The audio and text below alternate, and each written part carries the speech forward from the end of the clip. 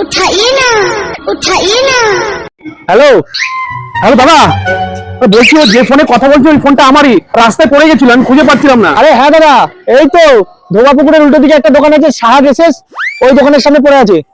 ধোবা পুকুরের সামনে? হ্যাঁ আমি চিনি, আসছি দাদা, ওই দোকানটা আসছি, নিয়ে যান, এসে নিয়ে যান। এই অসংখ্য ধন্যবাদ দাদা, আপনি যে মোবাইলটা আমাকে ফেরত দিচ্ছেন, সত্যি।